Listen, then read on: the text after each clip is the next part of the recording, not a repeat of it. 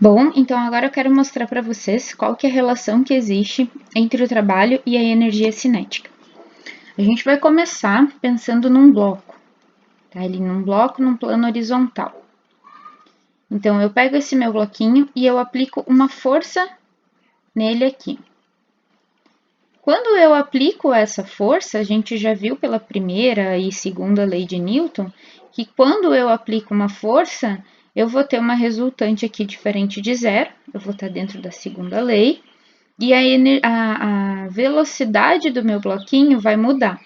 Então, não me importa qual que é a velocidade inicial que esse bloco tem, quando eu aplico uma força, eu tenho uma velocidade inicial que muda para um valor final. Isso acontece com um certo deslocamento, então a gente também tem o nosso bloquinho se deslocando aqui. E aí, o que vai acontecer? Inicialmente, o meu bloquinho tinha uma energia cinética, que eu vou chamar de inicial, que era relacionada àquela velocidade inicial dele. Percebam que eu não estou falando necessariamente em repouso, tá, gente? Ele poderia estar no MRU, por exemplo, ele poderia ter um valor de velocidade constante. Acontece que quando eu aplico essa força, eu vou alterar essa velocidade. E nesse caso aqui, eu estou alterando em módulo também. Então, a velocidade se alterando, eu vou ter uma energia cinética se alterando. Eu vou ter uma mudança na energia cinética. E é isso que a gente fala, essa transferência, esse aumento de energia, porque mudou, né? Aumentou, é que a gente chama de trabalho. Lembra que eu falei para vocês no outro vídeo que o trabalho ele vai dar o processo de como eu recebo ou eu perco energia? Nesse caso aqui, o nosso bloquinho aumentou a energia cinética dele. Se ele aumentou, essa energia veio de algum lugar. E a gente pode fazer esse cálculo pelo trabalho. E aí é que vai ter o teorema da energia cinética, né? Em que o nosso trabalho vai ser igual à variação da energia cinética. É por isso que a gente faz essa continha aqui. Sempre lembrando que eu posso abrir essa fórmula aqui, né? Vou abrir aqui na lateral. Então, eu posso fazer trabalho como sendo energia cinética final, toda vez que eu tiver variação, eu vou fazer final menos inicial. Então, eu posso abrir. E aí, só mostrar para vocês matematicamente como que a gente pode colocar isso aqui, ó. Vou abrir as duas fórmulas, mv ao quadrado sobre 2, referente à velocidade final, menos mv0 ao quadrado sobre 2, referente à velocidade inicial. Como a gente tem duas constantes iguais nos dois termos, eu posso isolar, né? E aí eu fico só com velocidade ao quadrado final menos velocidade inicial ao quadrado. É só para mostrar para vocês que vocês podem manipular essa fórmula aqui. Bom, e qual que é a relação que existe entre o trabalho e a energia cinética? O livro mostra para vocês essa relação na página 159. Então, é 10ª edição do Halliday 1, tá? Só que ele não mostra tão claramente, então eu vou abrir para vocês o que ele fez lá nessa página, tá? O que eu vou mostrar para vocês vai ser uma relação matemática, de uma coisa que eu já mostrei até no outro vídeo, que é a relação de produto escalar entre força e deslocamento. Vamos começar com a força. Vou fazer o bloquinho de novo. Então, eu tenho um bloquinho aqui, onde eu apliquei uma força que está na direção x, né? Então, eu vou chamar de fx. E, ao mesmo tempo, o nosso bloquinho tem um deslocamento x, já que teve uma alteração de velocidade nele ali, em linha reta.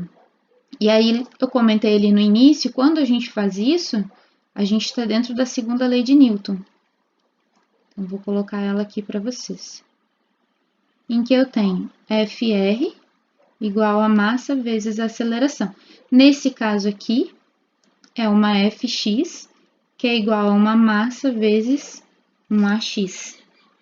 E aí, eu vou trazer lá do MRV, porque se essa força aqui for constante, E aí a gente vai escrever isso porque só vai servir para esse caso. Se fx é constante, então a nossa aceleração também é constante. Tá? Essa igualdade ela é válida aqui também. Se esses dois são constantes, a aceleração é constante, o tipo de movimento que a gente tem é movimento retilíneo uniformemente variado, também conhecido como MRUV. E aí eu vou arrecadar a nossa fórmula do MRUV de Torricelli, porque eu não quero pensar nela com o tempo. Tá? Ali na fórmula da energia a gente não está fazendo em relação ao tempo, então eu vou pegar a Torricelli que não leva em consideração o tempo. Essa daqui vocês conhecem já. Vou adaptar ela para a nossa situação. Então, a nossa velocidade final continua igual, a nossa velocidade inicial continua igual, porém, a nossa aceleração é uma aceleração AX e o nosso deslocamento, a gente vai chamar ele de D. Vou arrumar aqui em cima, só para ficar a mesma letrinha. Tá? Só para a gente se achar. Quando eu pego nessa primeira fórmula aqui e eu isolo a nossa aceleração, a gente tem que o nosso AX é igual a um FX sobre M. Só isolei, peguei a massa e passei para o outro lado com a operação inversa. Não se percam no que eu fiz aqui. Vou substituir o que a gente encontrou aqui na fórmula de baixo. É só substituir, mais nada. Então, no que a gente não mexeu, a gente copia, né? Então, nada desses termos aqui foram mexidos, mas o nosso AX a gente vai trocar. A gente vai colocar Fx sobre a massa vezes o deslocamento. Até aqui tudo bem? Vou agora fazer uma pequena manipulação. Vou trazer esse V0 para cá, com a operação inversa, tá somando, vai passar subtraindo. Então, eu tenho V ao quadrado menos V0 ao quadrado. E vou só arrumar esse 2m. Vou colocar ele aqui separadinho. Vezes Fx vezes D. Eu espero que vocês consigam perceber a semelhança do que eu escrevi aqui com o que está lá em cima. Vou marcar de laranja com um asterisco, ó, lá em cima. Olhem bem para essas duas aqui. Se vocês quiserem pausar o vídeo e tentar achar uma igualdade entre elas, eu acho esse exercício muito bom. Então, pausem o vídeo e tentem fazer uma semelhança entre esses dois asteriscos laranja. É um bom exercício matemático. Eu vou seguir aqui e aí depois vocês podem olhar a resposta. Então, olha o que eu vou fazer. Eu vou pegar esse termo aqui do 2m. Vou pegar esse carinha aqui e eu vou passar para o lado de lá, invertendo as operações.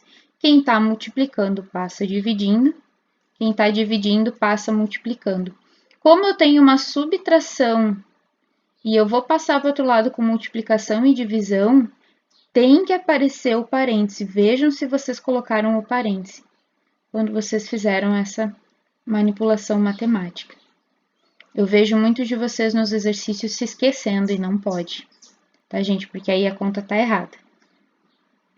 Igual a Fx vezes D. Desse lado aqui, nós temos justamente, vou subir um pouquinho, o trabalho, que é a fórmula ali de cima. Então, a gente chega à conclusão que o nosso trabalho é igual a Fx vezes D. Até aqui tudo bem, né? Aí agora eu pergunto para vocês o seguinte, o que é Fx quando eu tenho uma força qualquer? Quando a gente tem uma força qualquer, vamos desenhar o bloquinho de novo e vamos colocar uma força numa direção qualquer. O nosso Fx é a componente x da minha força qualquer, em que eu tenho um ângulo θ aqui. Aqui tem Fx e a gente precisa lembrar que o deslocamento está nesse sentido e nessa direção. Então, a gente pode substituir por F vezes o cosseno do ângulo entre os dois, vezes o deslocamento. Se eu fizer um arranjo dessa fórmula aqui, eu tenho F, isso aqui vetorial, vezes cosseno do ângulo entre os dois, que é justamente a definição de produto escalar entre os dois ângulos.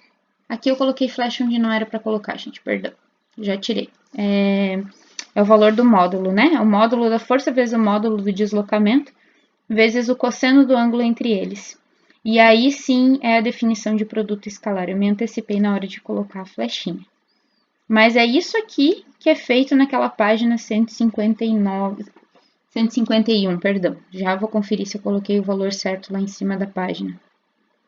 Tá? Então, tá aqui de onde sai a fórmula do trabalho. E aí eu só vou escrever para vocês que isso aqui é um produto escalar.